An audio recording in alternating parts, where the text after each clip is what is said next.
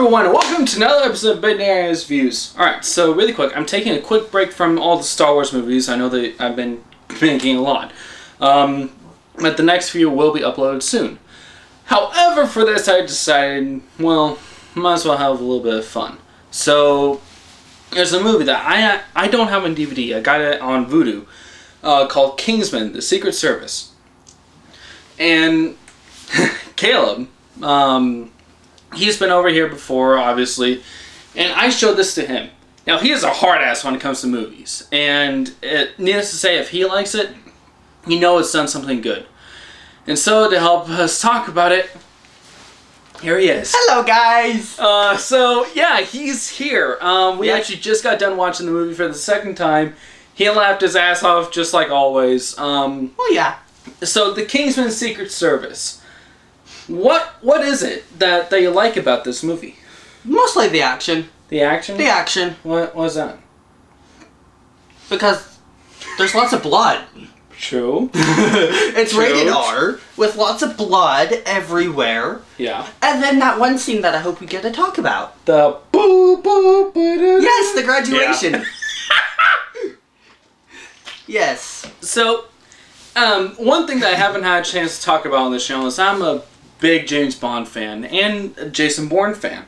I've grown up watching the old James Bond movies with my dad. Unfortunately, I don't have them here, so I can't really review them very well. But That sucks. Yeah, believe me, if I could, I would, just in a heartbeat. But I'm a big James Bond fan, and so I've grown up watching spy movies and all that other stuff, and I love them. And watching Kingsman, well, first of all, we need to talk about what the hell it is.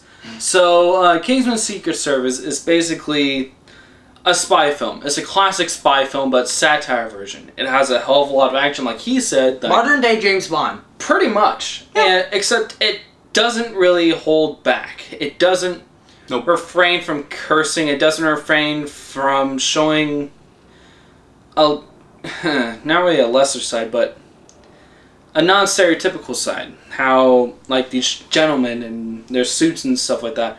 And then this main character, Eggsy. Eggsy. Eggsy. Eggsy? Eggsy. It's not egg. Yeah, it's it is. No, it's Eggsy. I can never tell. Some people call him Eggsy and then Eggsy. Well, that's his nickname. Eggsy. Eggsy. Okay, throw him on your It's face. even spelled E. It's spelled with the E. Okay, whatever. Alright, so hopefully we don't do too many of those, or at least not enough. But, so anyway, it shows his perspective of what's going on. We don't see what's going on behind the scenes until much later when he finds out. And so it's definitely from his perspective. And another thing that Caleb and I both liked about it was the fact that it focused more on the villain than it did the heroes. So, do you think you can talk about that? What, the villain? Yeah. Oh boy. I mean, that's a hard one. That's a hard one because it's like, where do you begin? Well, first of all, he's Samuel L. Jackson, who, he's just fucking awesome. Simple as that. It's Samuel L. Jackson. He's Mace Windu. He's the guy from Six on the Plane. I forget the name. He's been in a lot of movies, I think. Yeah, needless to say. He's been in quite a couple of Quentin Tarantino films. He was on Snakes on a Plane. He's been all over the place. He's Nick Fury, the black version of Nick Fury in the movies. So, yeah, he's one hell of an actor. And, for me personally, I have an issue with characters like that. So, the movie... Excuse me for a moment. So, there's a movie that came out a few years ago that I'm also a fan of called Wanted. And, why am I drawing a blank on his name?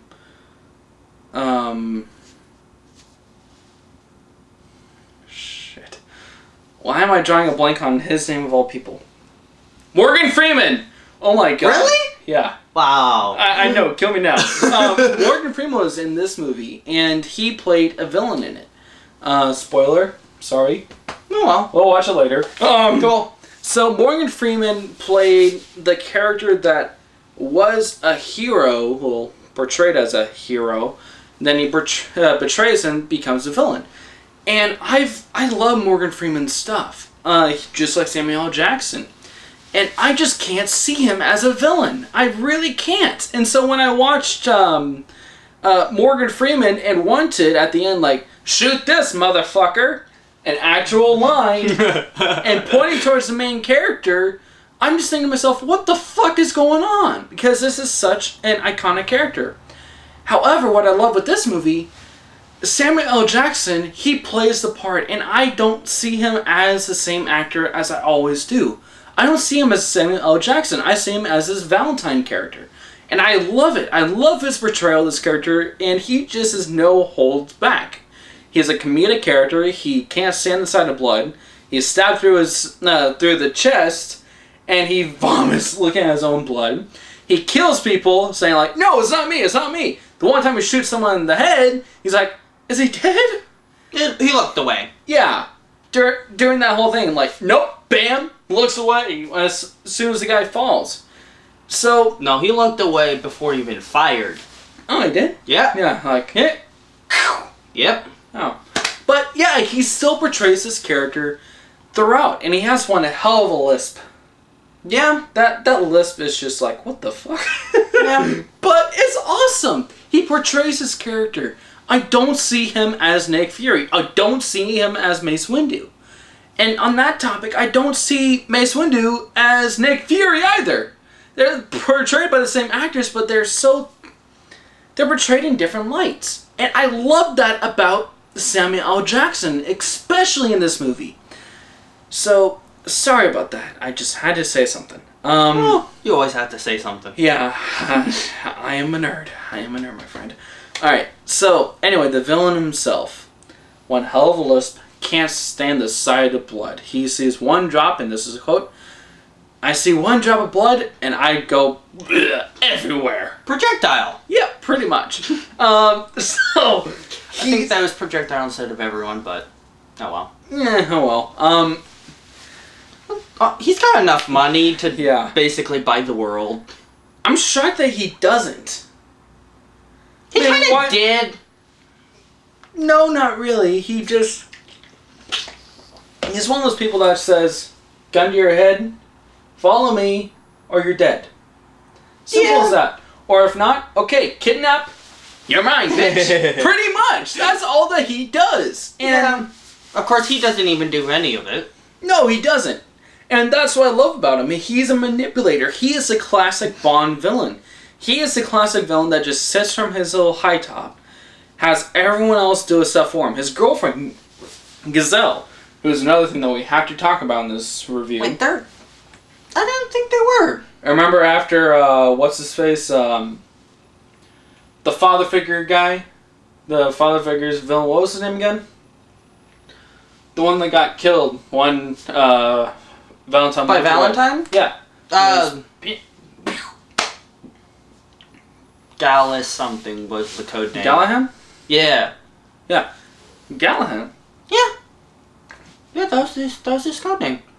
I thought that was the other guy. No, the other one was Lancelot. Yeah. Alright, so anyway, Gallahan, right after he left, they're about to go up the stairs, and then all of a sudden, Samuel L. Jackson smacks her on their ass when they're going up. And when they're down on the ground, she's holding him close, like, just stay here, and goes out after it. Well, yeah. And so they hint at it, but they never see like, meh, or anything like that. Yeah. But then again, on the plane, one bed, wonder what's going on. Meh. Anyway. Yeah. Anyway, so that's the villain aspect. He's a manipulative guy that just doesn't give a fuck. Yay! Literally, I mean, he says that he doesn't really give a fuck. He has got all this money. He's a genius entrepreneur that just... Do you think you can explain the plot? I've talked way too much. What? Explain Valentine's plans of evil world, blowy uppy. Well, basically, the way he described it...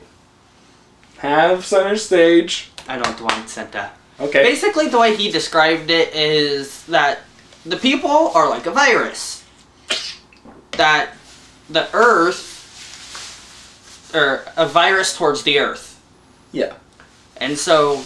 That's what triggers global warming, just like us getting sick. Yeah, which then the only way to kind of stop the way is to eradicate 80% of the human population, give or take. Pretty much. Yeah.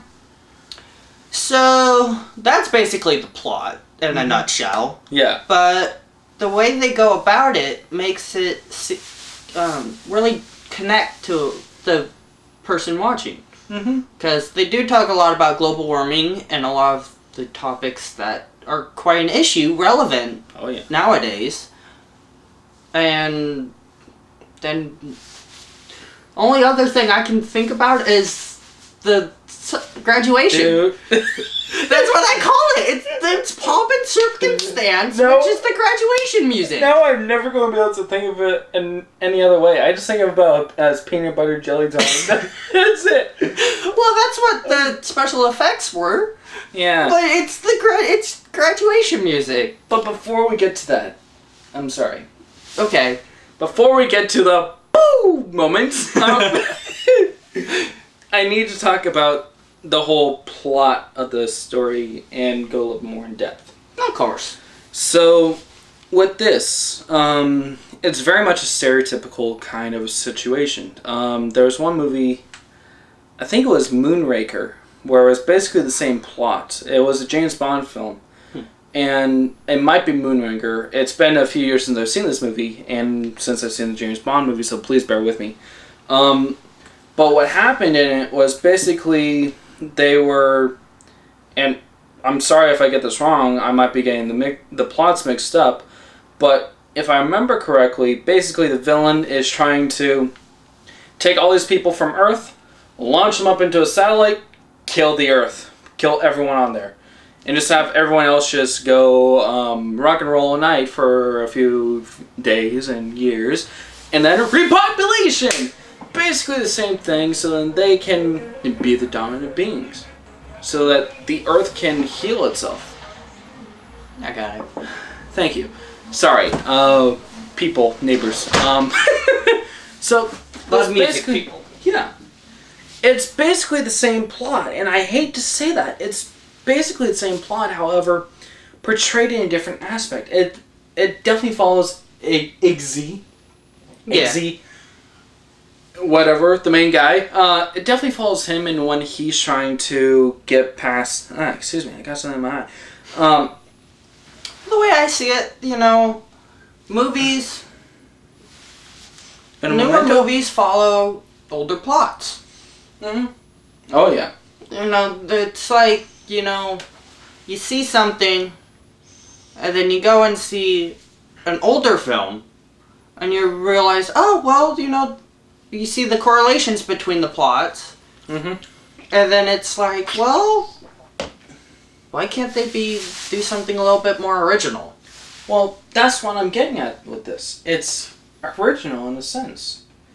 It's not truly original. It's not truly original, but it takes a different twist on it. Yeah. It follows the villain. It doesn't follow the hero. Well, it kind of does, but the plot just all comes together at the end. The main plot of the film basically is this guy trying to go up in the ladder because Eggsy, his dad was a Kingsman. He had no idea. But his dad was killed when he was like, what, 2, 3? Something Three, like that? maybe 4.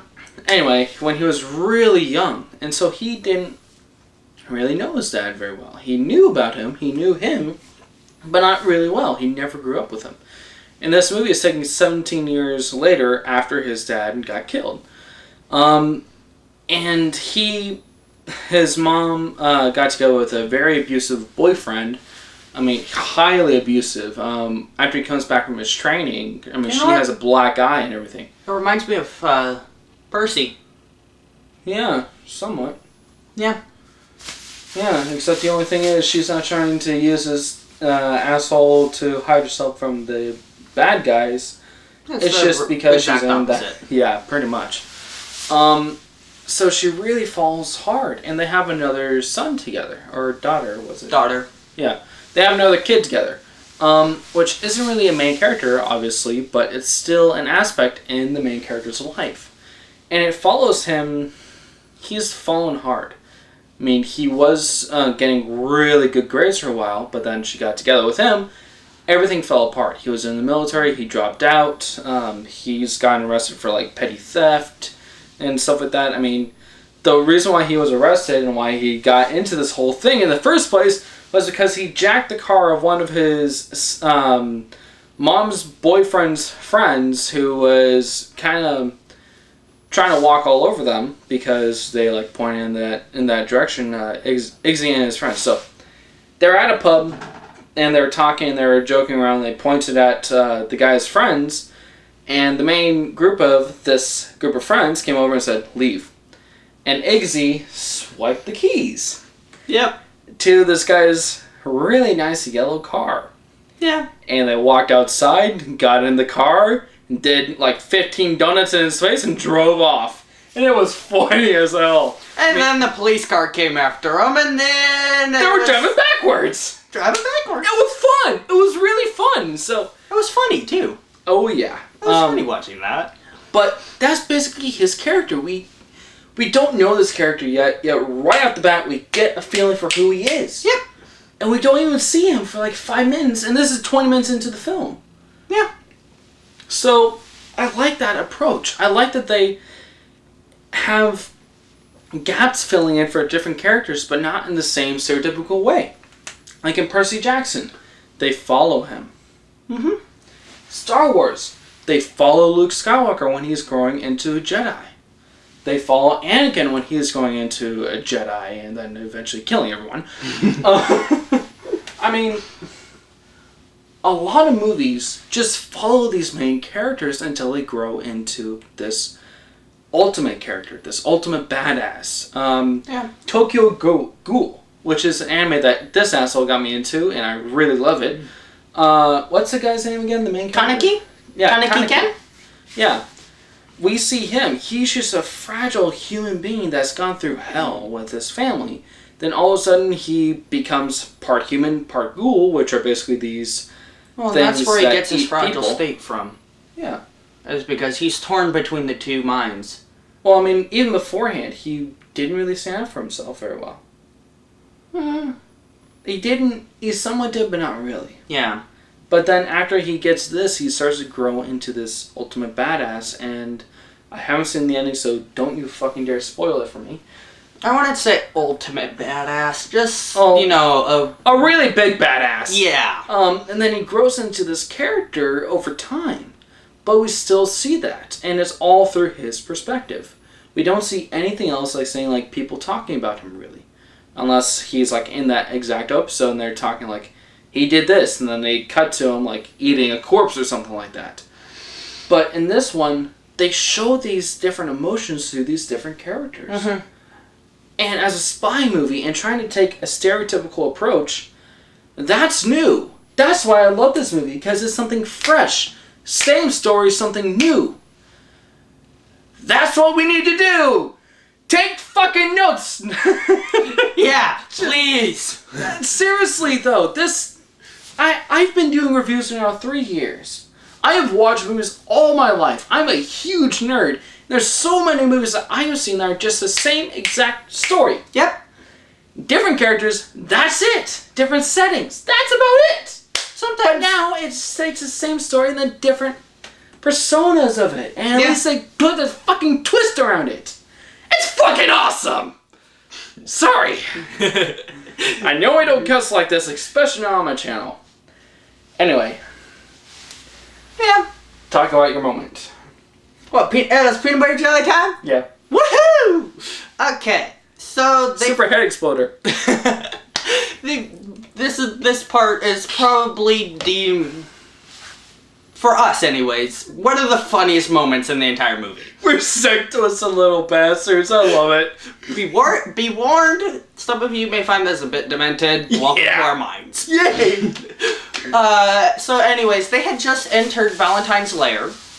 and they are infiltrating it when his army surrounds the main character, Eggsy, and the specialist on the team. Yeah, Merlin. He's awesome. I love Merlin. He played Merlin very well. Well, also with that, the only other thing that I've seen this character in, or the actor in, was the original Sherlock Holmes. Not original. He played the villain in this Sherlock's Holmes. Really? Yeah. He was the villain. Yeah, he was that guy. Okay. Yeah, I see the name. Yeah, I recognize that. Okay. Yeah. I fucking loved him. He I had a few chills go down my back watching him in this movie. But yeah, he's a good actor. Anyway, continue. Yeah, modern day wizard, just like Merlin would have been back in the old times, which I thought was very well done. Yeah. And so they're infiltrating, and they have kind of a secret weapon that they don't even know about. Mm. They know about it, but they don't intend to use it. So one of the things that Valentine did in order to keep everything secret was that he put these implants in everyone's necks. That was connected to their brain. However... No, it wasn't... Or not connected to their brain, but... It was just in there. Oh yeah, it was basically a tracker, and it made sure that they didn't tell anyone. What he didn't tell them was that if they do start to talk, head explosions! Which is fun! Superheating the soft tissue. Yeah. Is what it was. And it basically just causes the head to burst. Yeah. And all of a sudden, they're about to get hit. Merlin flips a switch. Then all of a sudden, the guy that's about to launch an anti-aircraft missile towards the plane that Merlin's in just stops. Then this music starts playing.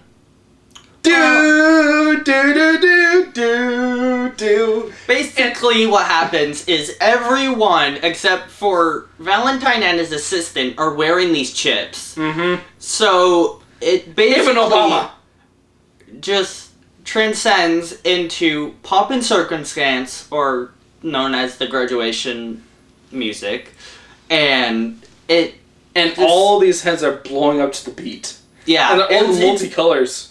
Beautiful. I mean, they have bubble gum, they have peanut butter jelly. What else do they have again? Cotton candy too. Yeah, it was like we're demented. It was a beautiful display of your mind being blown. Yeah, literally, literally. And then what was that other scene though? The church. No. You forgot to mention the best part about it. Well. Okay, maybe not the best, but it was the good part. What? The fact that all the world leaders had the chips as well. Yeah. They even cut to a scene of the White House. Yeah, I said like Obama had this as well. Yeah. And actually with that, and I know that we're running low on time, we don't have much more to say, but I'm going to go a little bit quick. One of the things I love that they did with this is that... Do you think you can explain how he kidnapped or them? Join, die, or get shoved into a or get shoved into a cage where AKU will fuck you later. Basically a prison camp in the middle of his lair, nowhere. Which my guess, if I had to guess, it was a mountain. Swiss Alps, maybe. Maybe. Some mountain range in some remote area in the world. I don't know. We can get the exact coordinates are shown in the movie, so. Mm-hmm. Anyway, so with that being said, though, like Mark Hamill, who I love Mark Hamill. He played Luke Skywalker. He played the Joker. He's played a lot of other characters. Names I can't even remember. But he's been in a lot of things. He's really well known for his voice acting. He's going to be in the new Star Wars movies. He's a fucking awesome guy. He plays one of the first characters that you meet in there. And obviously he's gotten a little bit larger than he used to be. And he looks a little bit different, but you can still see the basic shape of his face. And so, hey, Mark Hamill! Which one did he play? Was he Arthur? No. Mark Hamill was the scientist guy who... Oh, yeah. Arnold. The first time that was seen blown up in the whole movie. So, the opening scene as well. Yeah. So the opening scene is out, you see him in a chair, and this guy talking to him, and they're in like this cabin. Then there's a knock on the door, and then the guy that plays... plays Lancelot. Yeah. Right? The old Lancelot. Just give me a minute. Keep talking. So, he knocks on the door, and then then a fight ensues, of which he completely wrecks all of them. Mm-hmm. And then and one of the other goons comes back with a glass of whiskey, which then he delivers a fatal blow, grabs the whiskey, proceeds to talk with Arnold, and then another knock on the door happens, in which he proceeds to go open it, only to get sliced in half from behind. It was awesome. It was. Not as bloody as most of the others, but it was fun watching them kind of just peel apart. Yeah. We're psychos. Sorry. You wonder where I get it from? Well, it's more like a mutual thing. No, 60-40. You remember these movies? It's been a while since I've seen any of them. Who did he play in there? Don't expect me to remember, man. I'm terrible when it comes to that. The character from the Pirates of the Caribbean films. I forget his name because it's been too long since I've seen these. Anyway, I've been taking out a lot of movies in this. I like this duo. Anyway, the character from that was in love with Isabel Swan. He was Norrington! Commodore Norrington! Thank you! Oh, God, I got it right. I was gonna say Commander or something. No, like that? Commodore. I was thinking Captain for a sec. I got it right. Okay, yeah, I remember that guy. Yeah, Commodore Norrington! He's the guy that plays Lancelot that gets sliced in half. But yeah, did you... Sorry, I couldn't really hear you. I was looking at the movies. I was getting in the moment. Did you say like how he killed all those other people in there? Yeah, I spared them the gory details. Yay! Sadly. There is no sad when it comes to awesomeness. Well, other than the fact that they don't get to know how much blood there was everywhere. Oh, it wasn't really a goal. It wasn't a kill. It wasn't. I got to for this. Kill Bill? Master Chief! He dies all the time. When we play with him, it's not a kill. You play with him. When you play with him, he dies a lot. Suicide bonus, bitch! Anyway, sorry about all the mess. Yeah, it wasn't like a Quentin Tarantino style, but it was still reasonable amount. But anyway, church scene. Death and destruction galore set to awesome music. Yep. That's what I love about these scenes. Every one of those scenes where it's an action scene, except for the opening one, they have this classic music going on. Well, and see, in the church scene, it was... Oh, what song was that? I don't remember, but it was real. It was like a rock and roll song. It was. And then in the graduation, you have this melodic, beautiful piece, and all the heads are exploding to the beat. So it's a comedy movie. That's a spy movie, and it's not. It doesn't get too far ahead of itself, but sure as hell doesn't go too far back. Yeah. So honestly, I think that Kingsman is one of the best movies I've seen in the last few years. Yeah. It's one of them, definitely. Yeah. It's definitely in my top 10, 15 movies, maybe. Well, I haven't seen that much movies, so... I have. Ta-da! I know. Yeah. So, for me to say that, definitely, and as being such a nerd as I am, it's a damn good movie. It's not my favorite movie in the world, but I definitely want to watch it a few more times. So anyway, Kingsman: The Secret Service. How many stars out of 5? Biased or unbiased? Unbiased.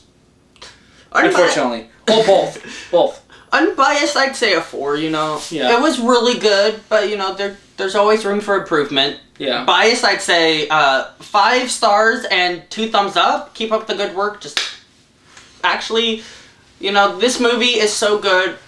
It's a standalone movie. Please don't make a sequel. Oh, yeah. You'll probably kill it. Yeah. Should we actually do another video talking about sequels and stuff? We could. Stay tuned! Alright, so I agree. I definitely give this a 4 out of 5 stars for the unbiased opinion. But probably about 4.5